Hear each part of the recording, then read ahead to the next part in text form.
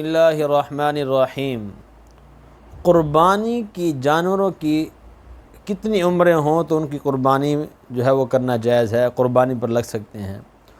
اونٹ اور اونٹنی 5 سال کے مکمل ہوں گے پھر ان کی قربانی کرنا جو ہے وہ جائز ہے، قربانی پر لگ سکتے ہیں۔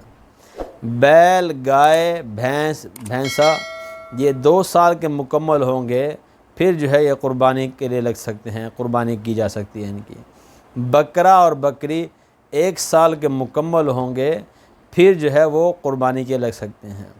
اگر کوئی جانور عید کے دن پیدا ہوا ہے، بکرا عید کے دن پیدا ہوا، بکری عید کے دن پیدا ہوئی، تو اگلے سال 11 تاریخ کو، عید کی 11 تاریخ کو یعنی 11 ذی الحجہ کو اس کی قربانی کرنا جائز ہے، کیونکہ 10 کو وہ 1 سال کی ہو جائے گی اور جو ہے 11 کو 1 سال اس کا مکمل ہو جائے گا، اب 1 سال سے باہر نکل آئے گی، تو اس کے لیے اس کی قربانی کرنا جو ہے وہ 11 کو جائز۔ اس طرح 11 کو پیدا ہوئی ہے تو 12 کو کرنا کیا ہو جائے گا؟